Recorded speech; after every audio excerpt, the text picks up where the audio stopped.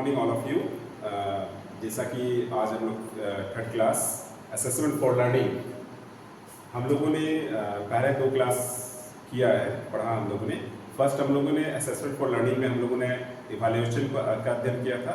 फिर हम लोगों ने टूल्स और टेक्निक्स ऑफ इवैल्यूएशन का अध्ययन किया। आज हम लोग नए टॉपिक ऑब्जर्वेशन टेक्निक, अवलोकन तकनीक का अध्ययन करेंगे। चलिए, आप सभी का तहे दिल से मैं फिर से एक बार स्वागत करता हूं आज के ऑनलाइन क्लास में। और आज हम लोग देखेंगे स्कॉलर ग्रेड कॉलेज की यूट्यूब चैनल में आप सभी का तहे दिल से स्वागत। Welcome to my third class. Now ये आप देख सक रहे हैं, ये सर्कुलर डायग्राम बना हुआ है असेसमेंट फॉर लर्निंग का। इसमें आप देख रहे हैं कि किस तरह अधिगम के आकलन को यहाँ पर अलग अलग बिंदु में दर्शाने की कोशिश की गई है। सबसे पहले रिकॉग्नाइज ऑल एजुकेशनल अचीवमेंट्स, फिर हम लोग डेवलप करते हैं कैपेसिटी को, सेल्फ पीयर असेसमेंट को, फिर हमारा इफेक्टिव प्लानिंग आता है थर्ड स्टेप से। फोर्थ स्टेप आप देख रहे होंगे कि फोकस क्या कर रहे हैं स्टूडेंट्स के लर्न पर। फिफ्थ स्टेप में आप देख रहे होंगे centre to classroom practice. Six steps हमारा जो है कि प्रोफेशनल स्किल। 7 हमारा जो है वह है सेंसिटिव एंड कंस्ट्रक्टिव। 8 में आप देख रहे होंगे फोस्टर मोटिवेशन, और 9 में आप देख रहे हैं promotes understanding of goal criteria, और 10 में आप देख रहे हैं help student now how to improve, कि स्टूडेंट ने कितना इम्प्रूव किया। जो साइकिल यहाँ दर्शाया गया, अंत में हम लोग क्या देख रहे हैं कि स्टूडेंट्स ने टीचिंग लर्निंग प्रोसेस के दौरान कितना अपने आप में सुधार किया, कितना उन्होंने सीखा। ये सभी चीज हम लोग यहाँ पर फोकस करते हैं। चलिए, आप देख रहे होंगे इन माय प्रीवियस क्लास में हम लोगों ने क्या क्या पढ़ा। मैंने बताया कि प्रीवियस क्लास में हम लोगों ने मूल्यांकन के बारे में पढ़ा था। मूल्यांकन की डीपली स्टडी हम लोगों ने किया था। उसमें हम लोगों ने उसका definition, concept, needs, importance, types, इन सब मैथड्स, इन सभी चीज़ों का हम लोगों ने अध्ययन किया था। नेक्स्ट आप देख रहे होंगे tools and techniques of evaluation. कल हम लोगों ने पढ़ा था tools and techniques of evaluation. इसके अकॉर्डिंग हम लोगों ने क्या देखा था, टूल्स और टेक्निक्स में हम लोगों ने देखा था मूल्यांकन की बहुत सी विधियाँ और प्रविधियाँ होती है, जिसमें हम लोगों ने उसे 2 भागों में बांटा था, क्वालिटेटिव टेक्निक्स और क्वांटिटेटिव टेक्निक्स। हम लोगों ने क्वांटिटेटिव टेक्निक्स के अकॉर्डिंग परिमाणात्मक मूल्यांकन जो होता है उसके अंतर्गत हम लोगों ने लिखित परीक्षा, रिटन एग्जामिनेशन, मौखिक परीक्षा, ओरल एग्जामिनेशन, प्रयोगात्मक परीक्षा, प्रैक्टिकल एग्जामिनेशन को हम लोगों ने रखा था। उसके अलावा हम लोग जो है जो सेकेंड पार्ट हम लोगों ने टूल्स टेक्निक्स में देखा था, वह हम लोगों ने देखा था क्वालिटेटिव पार्ट्स।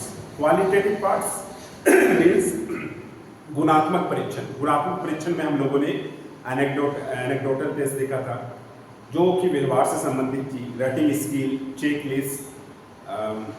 फिर हम लोगों ने कुछ टेस्ट देखा था, जैसे हम लोगों ने थीमेटिक परसेप्शन टेस्ट देखा था। फिर हम लोगों ने रोर्शा परीक्षण का भी अध्ययन किया था। चलिए ठीक है, आज की क्लास में हम लोग जो स्टार्ट करने जा रहे हैं अवलोकन तकनीक, ऑब्जर्वेशन टेक्निक, जिसका हम लोग जो है आज विस्तार पूर्वक अध्ययन करेंगे। यह भी मूल्यांकन की महत्वपूर्ण प्रविधि है। चलिए ठीक है, स्टार्ट करने से पहले आप यहाँ कुछ कोटेशन देख रहे होंगे कि कोई भी लक्ष्य मनुष्य के साहस से बड़ा नहीं होता।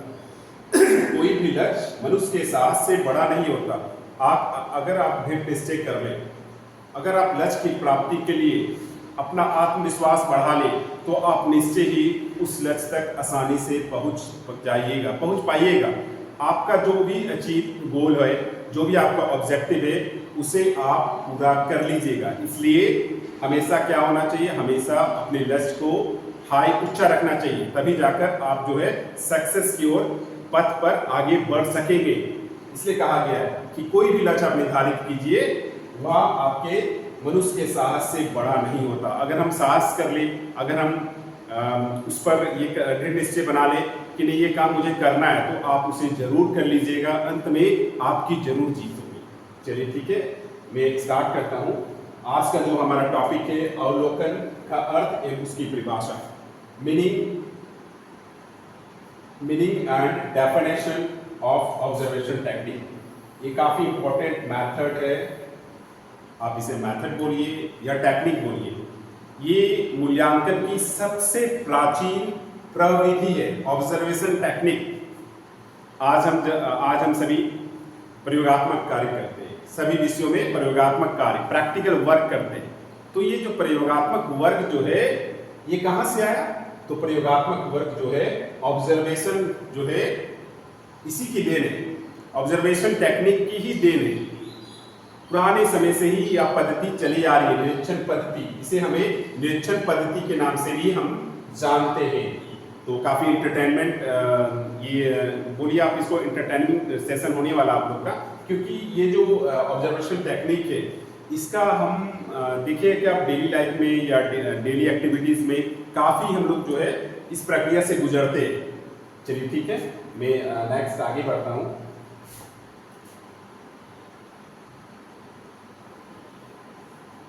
निरीक्षण विधि, चलिए आप यहाँ देख रहे होंगे कि इसके जन्मदाता कौन थे? निरीक्षण विधि की शुरुआत किन्होंने की थी? तो निरीक्षण विधि की शुरुआत की थी जेबी वाटसन।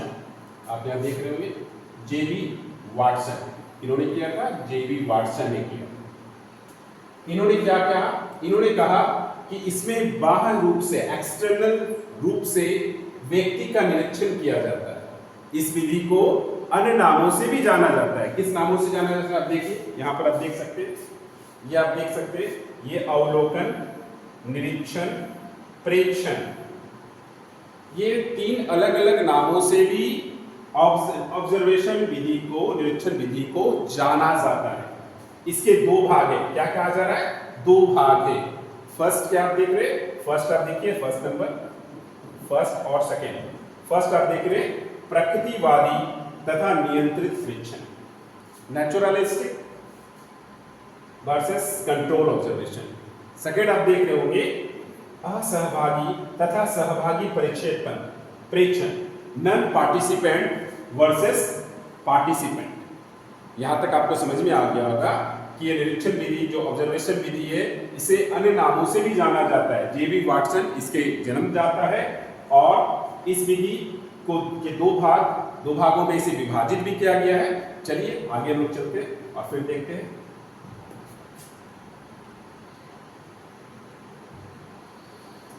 चलिए फर्स्ट हम यहाँ देख रहे हैं नियंत्रित प्रेक्षण। आप यहाँ देख रहे हैं कंट्रोल ऑब्जर्वेशन। पिक्चर के माध्यम से भी आपको समझ में आ रहा होगा, यहाँ इसलिए पिक्चर को यहाँ पर दर्शाया गया ताकि आप उस चित्र को भी देखकर समझे कि यहाँ की जो सिचुएशन है वह पूरी तरह से नियंत्रित है। आप यहाँ देख रहे हो इस विधि में क्या कराया जाता है। इस विधि में मनोवैज्ञानिक भी प्रेक्षण करने के लिए प्रयोगशाला का निर्माण किया जाता है। तो प्रयोगशाला का निर्माण आप यहाँ देख रहे होंगे, प्रयोगशाला का निर्माण किया जाता है जहां प्राकृतिक और वास्तविक वातावरण की स्थिति संबंधित आवश्यक सभी तथ्यों का समावेशन होता है। प्रयोगशाला ऐसी जगह होनी चाहिए, प्रयोगशाला आपके महाविद्यालय या आपके विद्यालय या आपके विश्वविद्यालय में ऐसी जगह पर स्थित होनी चाहिए जहां का वातावरण जो है, जहां के वातावरण में सभी तथ्यों का समावेशन हो।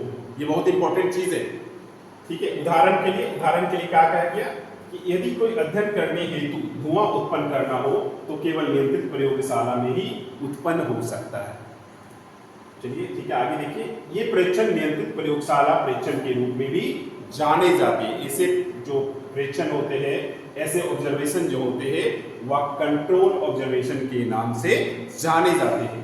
और वास्तव में ऐसे प्रेक्षण प्रयोगशाला के प्रयोगों द्वारा प्राप्त होते हैं। चलिए बच्चों, नेक्स्ट हम लोग आगे बढ़ते हैं।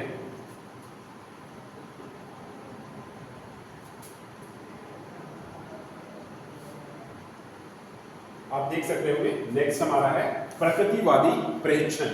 यह है नेचुरलिस्टिक ऑब्जर्वेशन। अब इस प्रकार के प्रेक्षण में क्या होता है देखेंगे।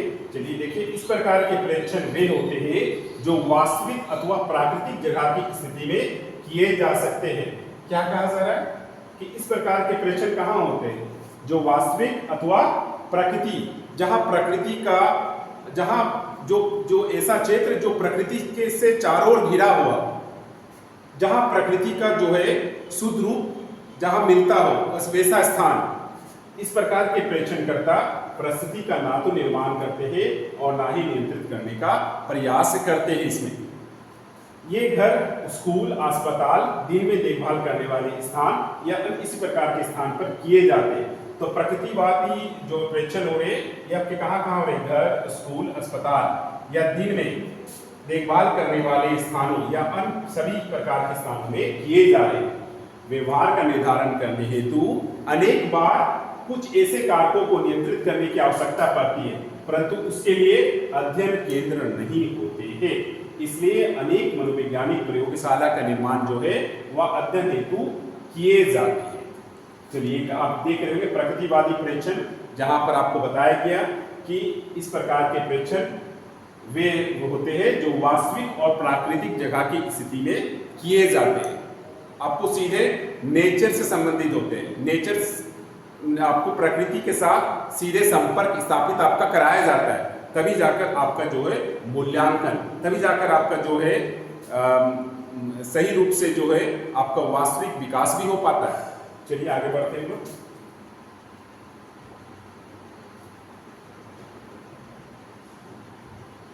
चलिए नेक्स्ट आप देख रहे होंगे असहभागी प्रेक्षण, जो हमारा नेक्स्ट पॉइंट यहाँ पर आकर निकल रहा है ऑब्जर्वेशन टेक्निक में, यह हमारा है असहभागी प्रेक्षण। इसमें आप देख रहे होंगे एक डायग्राम बना हुआ है नॉन पार्टिसिपेंट ऑब्जर्वेशन का, एक सिंबॉलिक डायग्राम यहाँ पर बताया गया, फिगर के माध्यम से बताने की कोशिश की जा रही है। इसमें आप देख सकते हैं कि ये जो प्रोफेसर से ये अलग है, ये चिल्ड्रन से ये अलग है, कहीं ना कहीं इन दोनों के बीच में जो रिलेशन बनना चाहिए, जो संबंध बनना चाहिए वो नहीं बन पा रहा है। इसमें क्या कर रहा है, असहभागी प्रेक्षण में क्या कही जा रही है, मुख्य बिंदु क्या कही जा रही है, तो इसमें मुख्य बिंदु कही जा रही है कि इस प्रकार के प्रेक्षण, इसमें आप किसी व्यक्ति अथवा गतिविधि का प्रेक्षण दूर से कर सकते हैं, दूर से कर रहे हैं। यहाँ आप देख रहे हैं कि दोनों के बीच में कोई संपर्क नहीं हो रहा है। ये जो प्रोफेसर से ये जो बच्चों का अवलोकन कर रहे, इन दोनों के बीच की दूरी है, दूर से कर रहे हैं, पास जाकर नहीं कर रहे, अलग अलग है। तो इसमें क्या दिखाया गया कि किसी व्यक्ति अथवा गतिविधि का प्रेक्षण दूर से कर सकते हैं, और इसमें व्यक्ति को यह ज्ञान नहीं होता कि उसका प्रेक्षण किया जाता है। आपको पता नहीं, आप कक्षा में आए, जैसे डेली आया करते, आप वैसे ही आए, लेकिन आपका जो परीक्षण किया जा रहा है आपको इसका एहसास भी नहीं होगा। ऐसा भी होता है। ऑब्जर्वेशन की क्रिया जो है लगातार चलती रहती है, निरीक्षण कभी रुकने वाली प्रक्रिया नहीं है, कंटिन्यूअस है। आप यह मत सोचिए कि आपका परीक्षण नहीं हो रहा है, आपका परीक्षण हो रहा है, लेकिन परीक्षण का प्रकार अलग हो सकता है। यहाँ वही चीज दिखाने की यहाँ कोशिश की गई है। असहभागी परीक्षण में बच्चे जो है अपने कार्यों में व्यस्त है, परीक्षण करने वाला प्रोफेसर, टीचर जो है वह दूर से ही उनका परीक्षण कर रहा है, उनसे संबंधित उनका रिपोर्ट तैयार कर रहा है, लेकिन बच्चों को उसकी जानकारी नहीं है। ठीक है, उदाहरण के लिए यहाँ कुछ उदाहरण दिए गए हैं, आप उसे देखिए, काफी इंपॉर्टेंट उदाहरण है। आप किसी कक्षा में विद्यार्थी एवं शिक्षक के मध्य होने वाली अंत क्रियाओं का परीक्षण करना चाहते हैं। बोला जा रहा है कि आप किसी कक्षा में बैठे हुए हो और विद्यार्थी एवं शिक्षक के मध्य होने वाली अंत क्रियाओं का परीक्षण करना चाहते हैं, तो उस कक्षा में वीडियो कैमरा द्वारा यह परीक्षण किया जा सकता है। सीसीटीवी कैमरा क्यों लगे होते हैं? आपका निरीक्षण करने के लिए कि टीचर और स्टूडेंट्स के बीच में टीचिंग लर्निंग प्रोसेस के दौरान होने वाली संबंधित क्रियाओं का रिकॉर्डिंग किया जा सके, ताकि बाद में जरूरत पड़ने पर दोनों के बीच में साझा किया जा सके, उन्हें दिखाया जा सके कि आपने कहाँ मिस्टेक किया है, कहाँ आपको सुधार की आवश्यकता है, कहाँ आप और अच्छा कर सकते हैं। तो इसलिए ये जरूरी होता है। असहभागी परीक्षण का कार्य कक्षा में भी किया जाता है, ताकि आपका जो है पूर्ण रूप से आपका अच्छे ढंग से मूल्यांकन हो सके। देखिए यहाँ लिखा हुआ है, कैमरे द्वारा उस रिकॉर्डिंग को आप बाद में देखकर अध्ययन कर सकते हैं। मैंने कहा कि बाद में आपको कैमरा दिखाया जाता है, कैमरे को ओपन किया जाता है और आपको दिखाया जाता है कि आपको उसमें क्या सुधार करना है। टीचिंग लर्निंग प्रोसेस में जो भी कुछ आपको सिखाया गया है, जो भी आपको कंटेंट मटेरियल के बारे में बताया गया, उसमें आप क्या सुधार कर सकते हैं, तो आपको बाद में रिकॉर्डिंग दिखाया जाता है, ताकि आप जो है आपके अंदर समझ में आए, आप अच्छी तरह से समझ को विकसित कर सके कि हमें आगे क्या करना है, कैसे स्टेप्स को लेना है, क्या सुधारना है, तभी जाकर जो है आपका संतुलित विकास हो पाता है। चलिए ठीक है, नेक्स्ट पॉइंट की ओर हम चलते हैं। सहभागी प्रेक्षण, अभी हम लोगों ने देखा था असहभागी प्रेक्षण। अब नेक्स्ट जो पॉइंट हमारा है वह है हमारा सहभागी प्रेक्षण, पार्टिसिपेंट ऑब्जर्वेशन। आप पिक्चर में यहां देख रहे होंगे, पार्टिसिपेंट ऑब्जर्वेशन में आप यहां देख रहे हैं, सभी एक साथ है। देखिए इसमें क्या होता है, इसमें होता है कि स्वयं उस गतिविधि या समूह का हिस्सा होते हैं। प्रेक्षण करता भी जो है, ये जो प्रेक्षण करता है, ये जो प्रेक्षण करता है इसके जो है हिस्सा, इसके पार्ट है, इंडिविजुअल नहीं है, अलग से नहीं कर रहे, दूर से नहीं कर रहे, उनके साथ जाकर कर रहे। ऑब्जर्वेशन हो रहा है, फील्ड वर्किंग, आपको फील्ड का कोई टास्क दे दिया गया, आपके साथ जो है आपके टीचर्स प्रोफेसर साथ में, तो आप यह नहीं सोचिए कि आपका प्रेक्षण नहीं हो रहा, आपका प्रेक्षण किया जा रहा है, आपका ऑब्जर्वेशन किया जा रहा है। कौन सा ऑब्जर्वेशन है? पार्टिसिपेंट ऑब्जर्वेशन, जिसे हम कहते हैं सहभागी प्रेक्षण। ऐसे प्रेक्षण में अनेक बार पूर्वग्रह की स्थिति बन जाती है, क्योंकि अनेक बार हमारे द्वारा चीजों को देखने का ढंग स्वयं अनुसार होते हैं, और ऐसे में पूर्वग्रह के कारण वस्तु स्थिति के दिन में वास्तविकता का अभाव उत्पन्न हो जाता है। तथापि इस विधि का लाभ भी, क्या लाभ है? पूर्वाग्रह की स्थिति उत्पन्न हो रही है, सहभागी प्रेक्षण में पूर्वाग्रह की स्थिति उत्पन्न हो रही है, लेकिन इसका लाभ भी, क्या लाभ है? चलिए लाभ देखते हैं। इसका लाभ है कि इसमें शोधकर्ता व्यक्तियों एवं व्यवहारों का प्राकृतिक स्थिति, व्यक्तियों अथवा व्यवहारों का प्राकृतिक स्थिति जैसे वह घटित होती है वह उसमें ही अध्ययन करता है, ये लाभ है। अतः प्रेक्षक को चाहिए कि व्यवहार घटित होने के समय अपनी तैयारी कर ले, किंतु प्रेक्षण के दौरान व्यवहार की व्याख्या कदापि ना करें। ये इंपॉर्टेंट यहाँ बातें कही गई है प्रेक्षणकर्ता के लिए कि उन्हें कभी भी व्यवहार की, किसी भी के व्यवहार की व्याख्या नहीं करनी चाहिए। तो आप समझ गए होंगे सहभागी प्रक्षेपण, जिसमें प्रेक्षणकर्ता जो है आपके साथ रहते हैं, असहभागी में नहीं होते। असहभागी में जो नॉन पार्टिसिपेंट है ऑब्जर्वेशन है होता है, उसमें प्रेक्षणकर्ता आपके साथ नहीं होते। लेकिन आपने सहभागी प्रेक्षण में देखा कि इसमें आपके साथ रहकर आपका प्रेक्षण का काम करते हैं। चलिए ठीक है बच्चों, मुझे पूरा उम्मीद है कि आप लोग समझ रहे होंगे। ये ऑब्जर्वेशन टेक्निक मूल्यांकन की महत्वपूर्ण प्रविधि है, सबसे प्राचीन प्रविधि है, प्रयोगशाला विधि इसी प्रविधि की देन है, इसी मेथड की देन है, ऑब्जर्वेशन विधि की देन है। इसलिए आज हम सभी जो है सभी विषयों में जो है वह प्रयोगशाला कर कार्य आसानी से कर पा रहे हैं। ठीक है, अभी तक आप लोगों ने इस चैनल को सब्सक्राइब नहीं किया तो जरूर कर लें बच्चों, और वीडियो को जरूर लाइक करें। मैं आगे और कुछ पॉइंट्स को लेकर चलूँगा और समझाने की कोशिश करूँगा। मुझे उम्मीद है, आई होप कि आप लोग अच्छे ढंग से समझेंगे, सीखेंगे और जीवन में जरूर उसको आत्मसात करने की कोशिश करेंगे। चलिए ठीक है, नेक्स्ट हम लोग पॉइंट की ओर चर्चा करते हैं।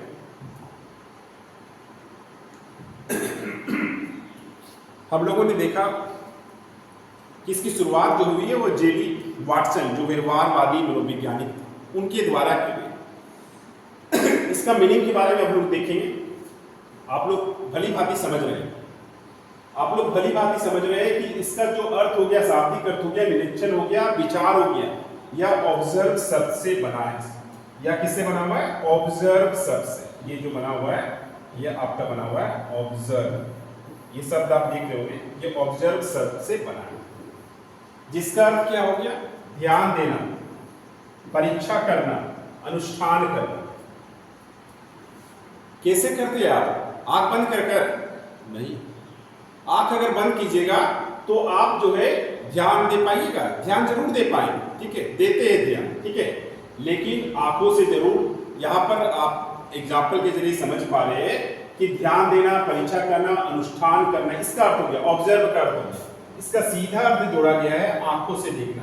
यहां आप देख रहे होंगे एक सर्कुलर डायग्राम बना हुआ है, ठीक है। पहले क्या स्टेप्स दिया गया? पहले प्लानिंग करते हैं, ठीक है, जो स्टेप्स इसके बनाए गए हैं। प्लानिंग करने के बाद टीचिंग का काम हुआ, फिर ऑब्जर्व करते हैं स्टूडेंट्स, फिर उसके बाद शेयरिंग और डिस्कशन करते हैं टीचर के साथ। ये सर्कुलर डायग्राम में सबसे पहला स्टेप्स हो गया हमारा planning, teaching, observing student, sharing, discussion. फिर रिफ्लेक्टिंग, फिर लास्ट में रिकॉर्डिंग और रिपोर्ट फाइंडिंग का काम होता है। ये 6 स्टेप्स जो है वह ऑब्जर्वेशन के दौरान होती है, साइकिल है ऑब्जर्वेशन की, निरीक्षण प्रविधि की एक साइकिल है। चलिए आगे हम लोग बढ़ते हैं, फिर नेक्स्ट हम लोग कुछ और बातों को जानने की कोशिश करेंगे।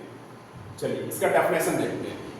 बहुत से मनोवैज्ञानिकों के द्वारा ऑब्जर्वेशन जो मेथड्स है, जो हमारा अवलोकन तकनीक है, इसे परिभाषित करने की कोशिश की गई, जिसमें फर्स्ट नंबर में हमारा आ रहा है जहूदा। ये फर्स्ट नंबर आप देख रहे हैं, जहूदा और कुक के अनुसार इन्होंने कुछ बातें कही थी। इन्होंने अवलोकन के संबंध में कही कि अवलोकन केवल दैनिक जीवन की ही अत्यधिक व्यापक क्रिया मात्र नहीं है। आप ऐसा मत सोचिए, इन्होंने कहा कि आप ऐसा मत सोचिए कि यह दैनिक जीवन की अत्यधिक व्यापक क्रिया या वैज्ञानिक जांच का एक प्राथमिक यंत्र है। इन्होंने इसको यंत्र की तुलना में डिवाइस माना। इन्होंने कहा, जहूदा का मानना था, जहूदा और कुक का, ये जो मनोवैज्ञानिक थे, इन लोगों का मानना था कि जो है समय दर समय परिवर्तन हो रहा है। तो अभी का जो समय है वह आप इसे नहीं सोच सकते कि यह सिर्फ व्यापक क्रिया है या वैज्ञानिक जांच का एक प्राथमिक यंत्र है। उनका पूरा फोकस जो था वह टेक्नोलॉजी पर था।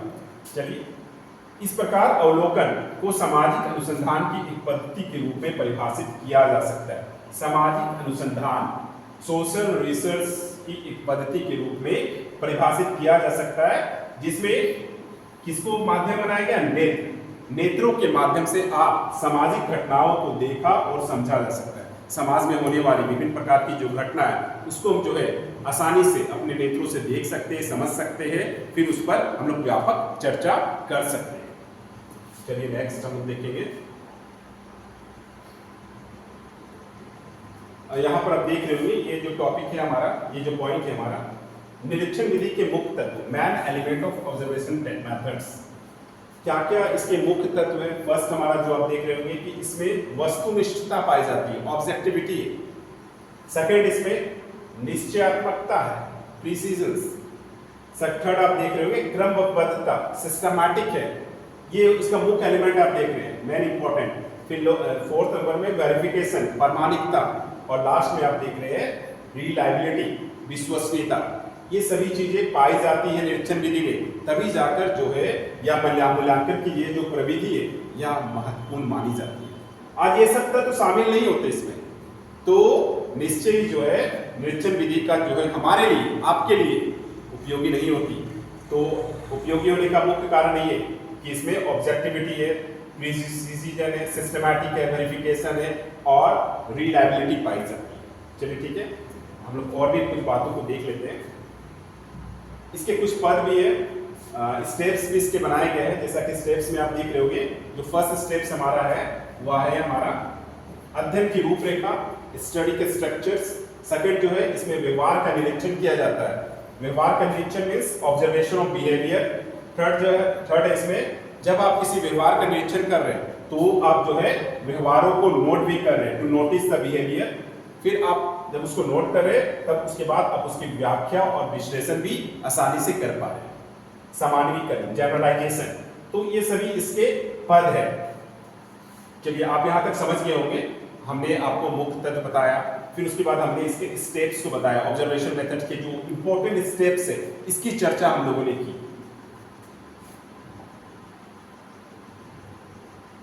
व्यवहार का निरीक्षण आप देख सकते हैं, ऑब्जर्वेशन ऑफ बिहेवियर। तो ऑब्जर्वेशन ऑफ बिहेवियर क्यों इस पॉइंट को लाया गया है, क्यों इसके एग्जाम्पल को यहाँ पर दर्शाने की कोशिश की गई है? क्योंकि हम लोग जो है ऑब्जर्वेशन विधि में, ऑब्जर्वेशन मेथड जो आपका आकलन प्रविधि होगी, उसमें हम लोग जो है व्यवहार का निरीक्षण करते हैं। क्या क्या चीज का निरीक्षण करते हैं? व्यवहार का निरीक्षण करते हैं। व्यवहार का निरीक्षण यहाँ पर आप एग्जाम्पल देख रहे होंगे, आपके सामने एक बहुत सुंदर सा यहाँ एग्जाम्पल मैंने लाने की कोशिश की है। यहाँ पर आप देख रहे हैं एग्जाम्पल में लिखा हुआ है, किसी हाथियों के समूह में हाथियों के व्यवहार का अध्ययन करना हो। हाथी जंगल से जा रही है, तो अकेले तो नहीं जा रही है, वो समूह में जा रही है। यहाँ पर क्या दर्शाया गया कि हाथियों का एक समूह जा रहा है, जंगल को क्रॉस कर रहा है, जंगल को पार कर रहा है, और उसमें आपको हाथियों के व्यवहार का अध्ययन करना है। तो वहां पर अनेक हाथियों को एकत्रित होना अत्यंत आवश्यक है। आप किसी एक हाथी पर व्यवहार का अध्ययन नहीं कर सकिएगा। अब जब बहुत से हाथी होंगे तभी जाकर आप उनके व्यवहार का अध्ययन आसानी से कर पाइएगा, ताकि उनके व्यवहार का निरीक्षण बहुत गहनता से किया जा सके। किसी एक हाथी से आप उनके व्यवहार का अध्ययन आसानी से नहीं कर पाएंगे। जब बहुत से हाथी होंगे तब आप उनके व्यवहार का गहनता से अध्ययन कर पाइएगा, आसानी होगा। इसलिए व्यवहार के निरीक्षण में इस सुंदर से यहाँ पर एग्जाम्पल आपके सामने लाया गया है। चलिए आगे बढ़ते हैं और देखते हैं।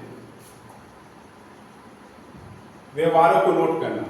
आपने मैंने पहले बताया स्टेप्स में कि हम लोग व्यवहार का अध्ययन करते हैं, फिर उसको नोट करते हैं, व्याख्या विश्लेषण करते हैं। तो यहाँ पर नोटिस द बिहेवियर आप यहाँ पर देख रहे होंगे।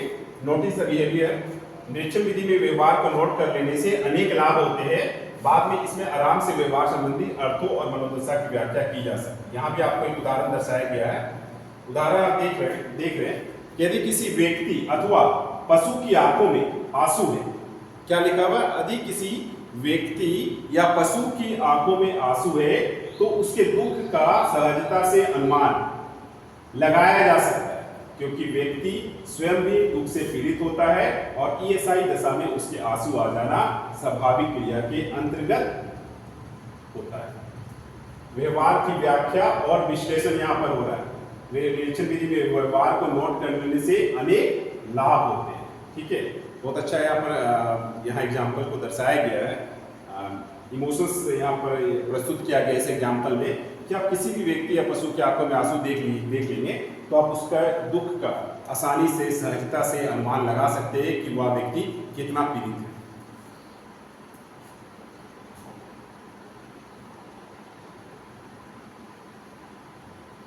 आप यहाँ देख रहे हो निरीक्षण विधि के कुछ गुण हैं। निरीक्षण विधि के कुछ गुण यहाँ पर आप देख रहे हैं। मेरिट्स ऑफ ऑब्जर्वेशन,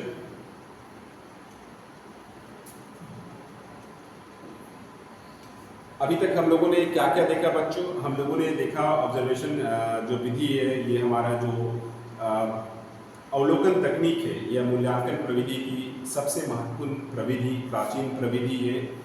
प्रयोगात्मक कार्य की शुरुआत जो है इसी प्रविधि के द्वारा की गई, इसी की देन है मानिए।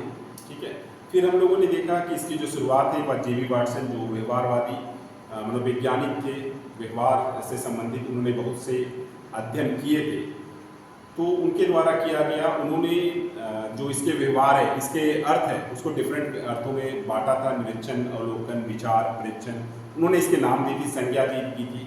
फिर हम लोगों ने क्या देखा?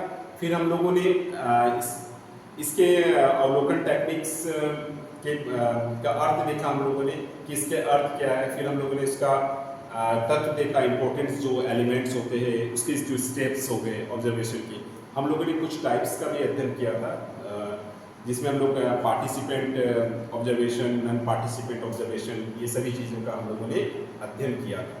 चलिए ठीक है, नेक्स्ट हमारा जो है निरीक्षण विधि का गुण है, इसको हम लोग देखेंगे। निरीक्षण विधि का गुण के अकॉर्डिंग हम लोग क्या कर सकते हैं। तो निरीक्षण विधि के गुण में कुछ गुण समझाना आवश्यक है। क्या गुण समझाना आवश्यक है? ये बहुत इंपॉर्टेंट फैक्टर है। गुण क्वालिटी सभी में होती है, ठीक है। उसी तरह ऑब्जर्वेशन विधि में भी कुछ कुछ क्वालिटियां हैं जिसकी जानकारी आपको होनी चाहिए। चलिए क्या क्या है, फर्स्ट हम देखते हैं। इस विधि से प्राप्त परिणाम समान रूप से प्राप्त होते हैं। समान रूप से प्राप्त, कोई छेड़छाड़ नहीं है इसमें, ये कि बनावटी परिणाम आपको प्राप्त हो रहे, नहीं। जो रियलिटी है वही परिणाम आपको प्राप्त हो रहे हैं। पहला गुण क्वालिटी, कि जो सच्चाई है, जो ऑब्जर्वेशन करने के बाद जो सच्चाई आ रही है, जो रियलिटी आ रही है, वही रिजल्ट आपको यहाँ पर मिलते हैं। इस नियंत्रित एवं वैज्ञानिक निरीक्षण द्वारा परिणामों की वस्तुनिष्ठता बनी रहती है। ये काफी इंपॉर्टेंट है, इसकी वस्तुनिष्ठता जो है बनी रहती है। निरीक्षण विधि जो है अन्य विधियों की अपेक्षा सरल एवं उपयोगी है। आप आसानी से कर सकते हैं, कहीं भी कर सकते हैं, ठीक है। हमेशा समूह में भी होता है, इंडिविजुअल भी होता है। इंडिविजुअल हो रहा है, समूह में भी हो रहा है, आसानी से कर पा रहे। अब दूर से कर पा रहे, अब समूह में साथ जाकर कर पा रहे। तो अब देख रहे कितने तरीके से हम आसानी से इस विधि का प्रतिपादन कर पा रहे हैं, इसलिए इसे सरल और उपयोगी माना गया है। चलिए नेक्स्ट रूप देख रहे हैं। निरीक्षण विधि से परिणाम जो प्राप्त परिणाम जो है विश्वसनीय होते हैं, रियलिटी है, गलत नहीं आएगी। जो भी आप अवलोकन कीजिएगा ना वह सही होगा। किसी भी समूह का कीजिए, किसी भी स्टूडेंट्स का कीजिए, किसी का आप जो है किसी विश्वविद्यालय का कीजिए, किसी महाविद्यालय का कीजिए, कहीं भी कीजिए, एनीवेयर, लेकिन जो परिणाम आएंगे उसमें काफी रेयरिटी पाई जाती है, विश्वसनीय होते हैं। ठीक है, इस विधि में सूक्ष्मता एवं गहनता से परीक्षण होने के कारण पारदर्शिता बनी रहती है।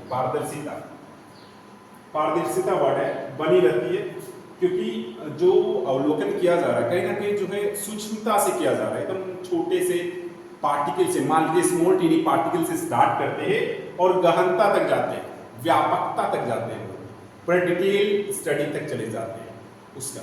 इसलिए इस विधि को पारदर्शिता पाई जाती है इस विधि में। ठीक है, इस विधि में परिणाम जो है शुद्ध, पारदर्शी, सार्वभौमिक और वैज्ञानिक होते हैं।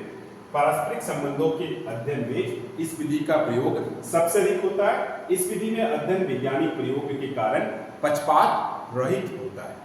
चलिए ठीक है, आगे देखते हैं फिर हम लोग नेक्स्ट पॉइंट। नेक्स्ट हमारा पॉइंट क्या है, आप लोगों ने गुण देखा, अब आप लोग यहाँ पर दोष भी देख लीजिए। Demerits of observation method.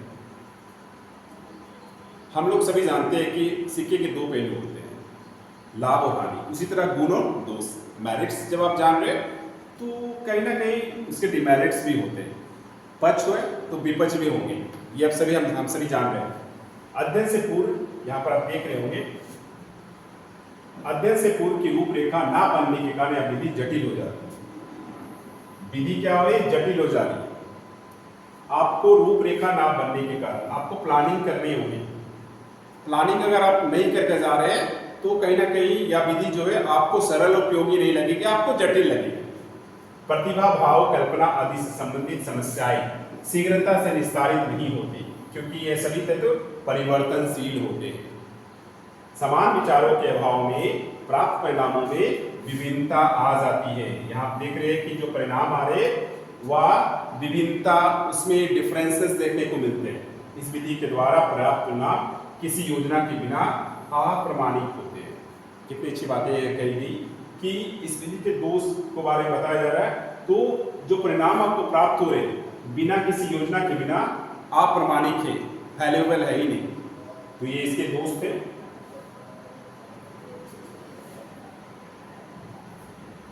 चलिए और भी कुछ पॉइंट है यहाँ पर हम देख लेते हैं जल्दी से। कुछ इसके गुण भी देख लेते हैं, अवलोकन के गुण, ऑब्जर्वेशन मेथड्स के कुछ गुण भी है। सरलता है, ठीक है, विश्वसनीयता है, वस्तुनिष्ठता है, सत्यापनशीलता है और सर्वाधिक प्रचलित प्रविधि है, क्योंकि सबसे प्राचीन प्रविधि के रूप में जानी जाती है।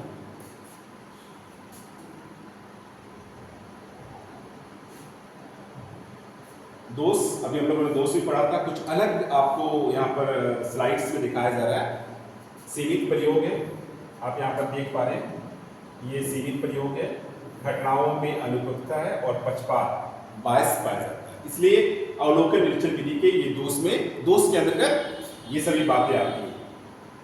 और भी आप देख सकते हैं, चलिए जल्दी से मैं दिखाना चाहता हूँ। बीती घटनाओं का अध्ययन असंभव है।